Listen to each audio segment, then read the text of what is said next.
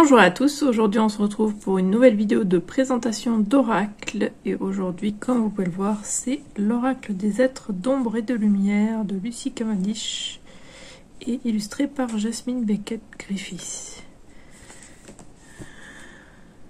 J'ai eu ce deck à Noël de mon frère, donc merci encore si tu passes par là.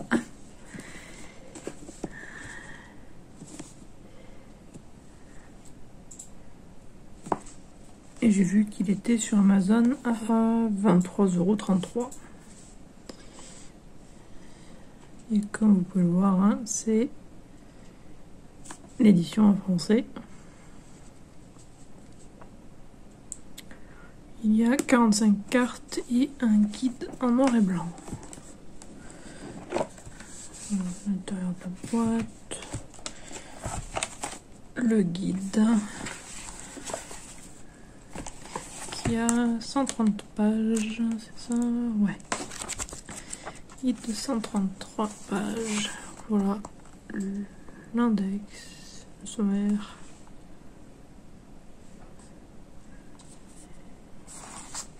Il y a quelques tirages, mais moi personnellement, alors j'ai essayé de faire un tirage normal, donc j'ai fait un tirage passé, présent, futur avec.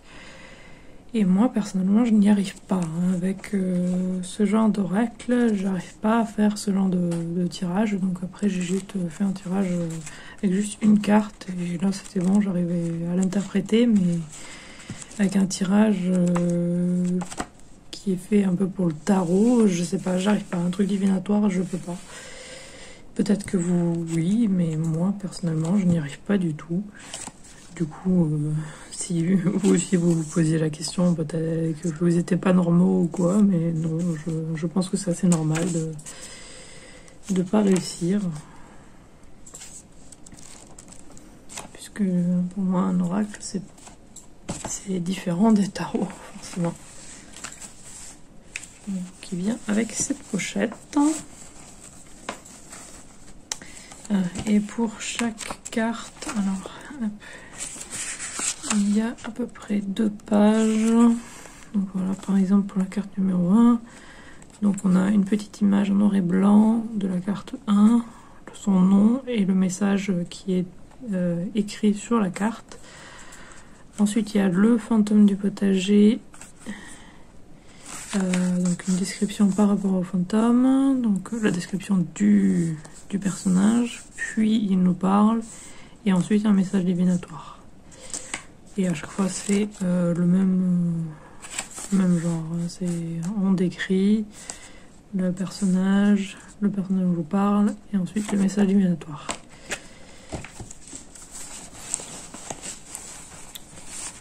Et c'est comme beaucoup d'oracles, en tout cas ceux où il y a écrit des choses dessus, vraiment utilisable sans le guide, hein, juste avec ce qui est écrit. Vous pouvez l'utiliser comme ça. Même ceux où il n'y a pas écrit, vous pouvez l'utiliser en intuitif, bien sûr. Moi, j'ai du mal avec ça pour l'instant, mais c'est tout à fait possible. Les bordures sont argentées. Et voici l'arrière de la carte. C'est l'image d'une des cartes, je ne sais plus laquelle. C'est laquelle déjà ?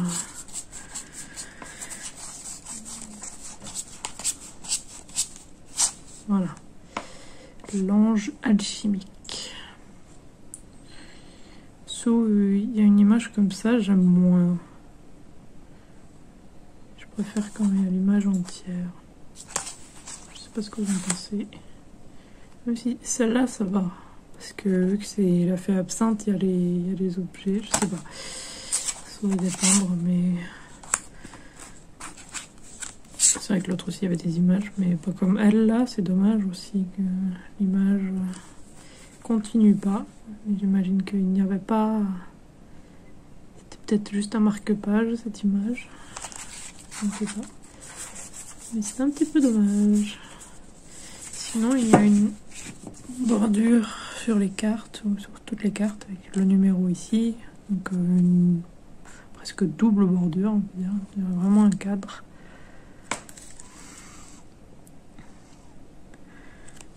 Le nom et la description de la carte. Donc, toujours pareil, hein, j'adore les illustrations de Jasmine Beckett. Et c'est la plus grande raison pour laquelle je les veux, c'est les decks. Ceux-là, parce qu'ils sont vraiment jolis, j'adore ces illustrations. Mais par contre, le tirage, les tirages que j'ai fait avec m'ont beaucoup parlé, donc j'en suis très contente aussi. À part le tirage que j'ai essayé avec le passé présent futur, là ça n'allait pas, mais sinon après c'était la carte qu'il me fallait sur le moment à chaque fois, donc ouais, j'en suis très contente. Alors elles sont assez épaisses, je sais pas si vous allez voir, mais elles sont quand même assez souples. Alors au niveau de la taille, je vais chercher la règle. Donc la carte fait 9,5 sur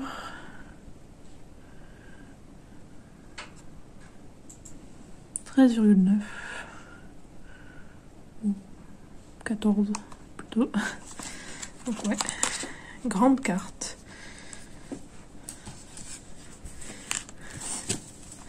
Pourtant, c'est un oracle, c'est souvent le cas. C'est assez classique.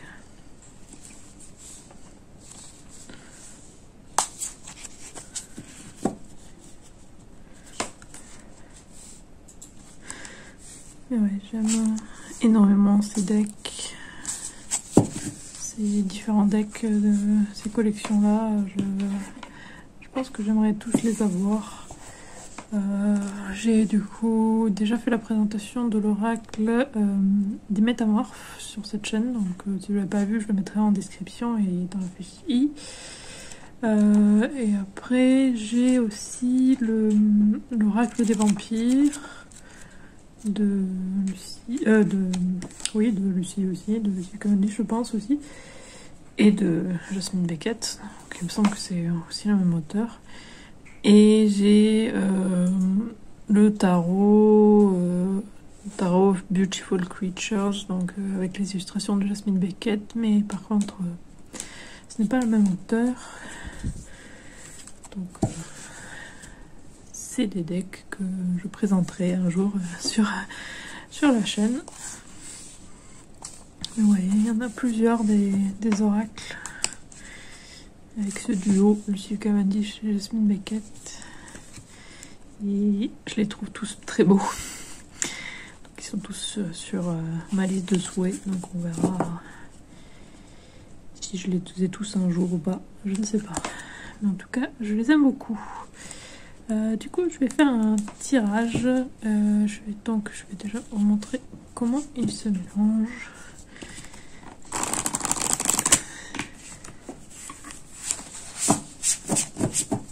On peut voir, ça va. Il se mélange assez bien. Oups.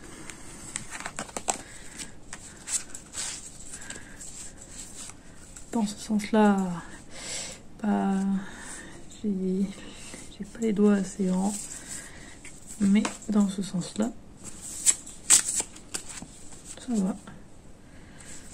Comme beaucoup d'oracles. Du coup, je vais faire le tirage.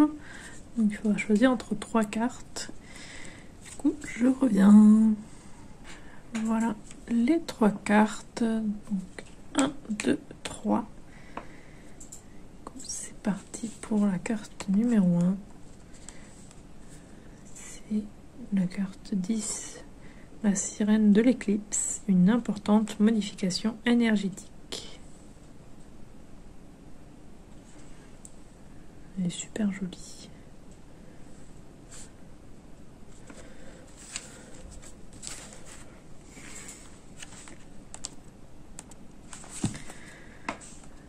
Donc, La sirène de l'éclipse. Tout en flottant dans une mer démontée, cette belle sirène surveille une puissante modification énergétique. Elle baigne dans cette énergie et interagit avec elle, mais n'essaie pas de la diriger dans une direction particulière. Au contraire, elle est prête à s'adapter à son mouvement. La sirène est calme et tranquille et observe ce qui se passe avec une grande vigilance. Ses yeux reflètent l'énergie de l'éclipse. Tout ce qui était dissimulé en elle est sur le point d'émerger à l'extérieur. Ce qu'elle deviendra dépend de ce qu'elle cachait jusque-là. Les éclipses marquent toujours de grands changements et des prises de conscience, quelquefois inopportunes et indésirables. Quand une éclipse survient dans votre vie, reconnaissez ses dimensions cosmiques et ses répercussions sur votre monde. Laissez-les venir à la surface car durant cette période de bouleversement, rien ne peut demeurer souterrain, caché ou réprimé.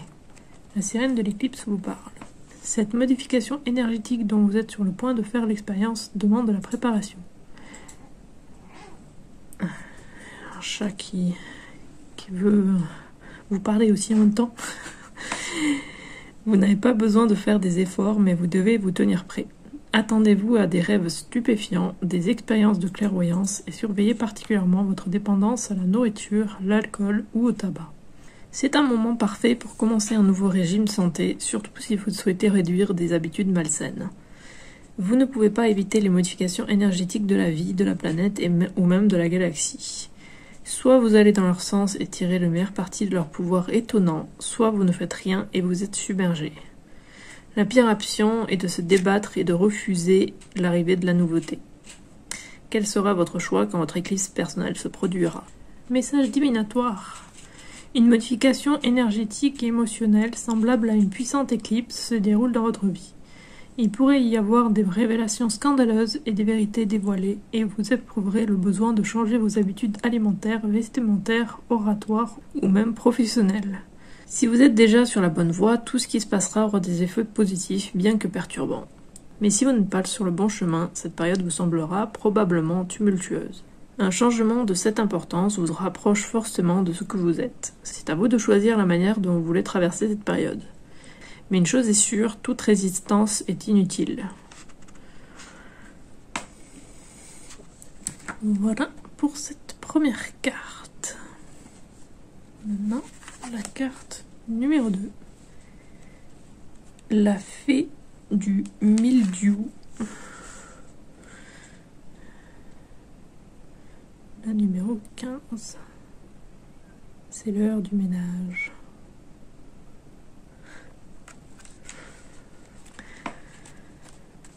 La fée du mildiou. Certains objets ont l'air dégoûtants, pourtant ils ne le sont pas. Ce sont des objets très utiles et efficaces si on s'en sert de la bonne manière. Quand la fée du mildiou se montre dans votre jeu, il est temps d'examiner ce que vous avez rejeté avant de conclure que cela vous est inutile.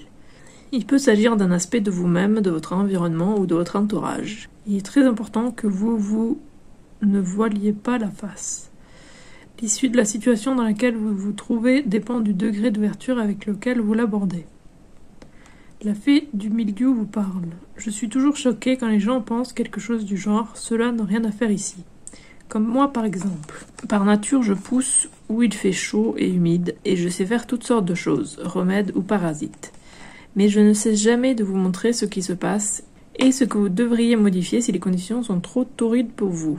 Vous pouvez rafraîchir naturellement votre environnement, ne vous servez pas de produits chimiques trop forts car vous tueriez aussi tout ce qui est utile. J'apparais quand les choses deviennent malsaines sans que vous l'ayez remarqué. Soyez reconnaissant et offrez-vous un plat de champignons ou bien faites pousser des algues dans votre jardin car c'est une façon très saine de me rendre hommage. Et ne piétinez pas sans vous en apercevoir ce lieu magique. Je dois être au bon endroit. Quelque chose doit être nettoyé avec soin dans votre vie avant que cela ne commence à vous affecter. Message divinatoire. Réfléchissez aux moyens de vous débarrasser de la moisissure, les émotions bloquées, et de bien aérer de nouvelles pensées chez vous et dans votre entourage. Quand la fée du mildiou vous rend visite, il est probable que certaines choses ont commencé à stagner et qu'un peu d'air frais, de même que de nouvelles idées, vous ferait le plus grand bien. Cela peut se référer à la manière de considérer les choses ou encore à l'expression d'émotions réprimées. L'apparition de la fée ne signifiait pas la dissimulation, mais au contraire la collaboration avec l'environnement dans lequel vous vous trouvez. Comme elle le dit elle-même, à petite dose elle fait office de remède et à grande dose elle empoisonne. L'endroit où elle se montre vous indique quel est le domaine de votre vie qui nécessite une nouvelle approche. Si elle traîne derrière le buffet ou dans la salle de bain, au lieu de s'occuper à décorer les galets du bassin, alors vous savez que vous devez vous occuper d'une énergie malsaine sans tarder et sans vous trouver d'excuses. Voilà. Le message de la fée du mildiou. Et la troisième carte, c'est la numéro 3, justement. La fée du fanal, elle vous guide, mais dans quelle direction?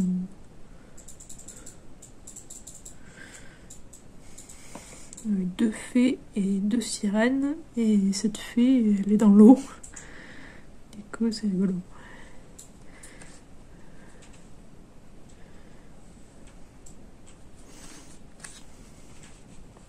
Quand une voie semble se dessiner clairement, il est quelquefois utile de savoir qui porte le fanal, car qui sait si la belle sirène du fanal est en train de guider ce navire égaré vers le port ou vers les récifs. C'est le choix que vous devez faire à présent. Cette direction brillamment éclairée est-elle la bonne? Et ce fanal est-il porté par un véritable guide? Ou bien devez-vous attendre un autre secours pour échapper à l'orage? À moins que vous ne soyez si pressé de l'éviter que vous suiviez la première lueur qui se présente. La fée du fanal vous parle. Je tiens la lampe, mais c'est vous qui devez décider si la direction que je vous indique est la bonne.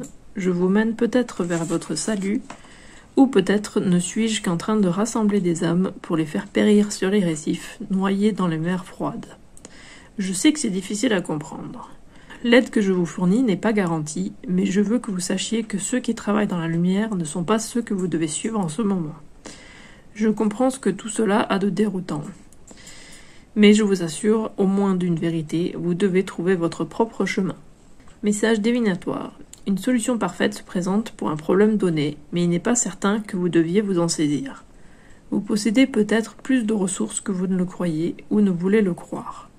Ne vous hâtez pas de vous emparer de la première opportunité qui se présente. Attendez et écoutez à la fois vos informateurs et votre sagesse personnelle. Il existe de nombreuses voies et de nombreuses solutions. Tout avis n'est pas bon à prendre. Voilà. Les petits messages d'aujourd'hui.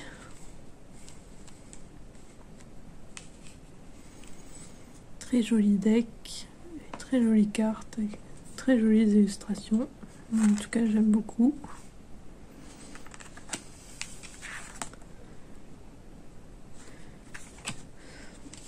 Je suis désolée si vous avez entendu des bruits de PC. Il y a mon copain Zachary qui est juste à côté sur son PC. Et du coup, on entend un peu le clavier des fois et la souris. Et ça me distrait un petit peu. Mais... très joli deck. Qui continue ma collection de decks de Jasmine Beckett. Que j'adore, comme je l'ai dit. L'oracle des êtres d'ombre et de lumière. Très joli. Si vous êtes prévenu de la sortie des nouvelles vidéos, n'hésitez pas à vous abonner. Et on se retrouve demain pour la suite de cette vidéo avec les cartes une par une, juste avec de la musique, donc sur cette chaîne. Et on se retrouve mercredi sur ma chaîne principale. À bientôt!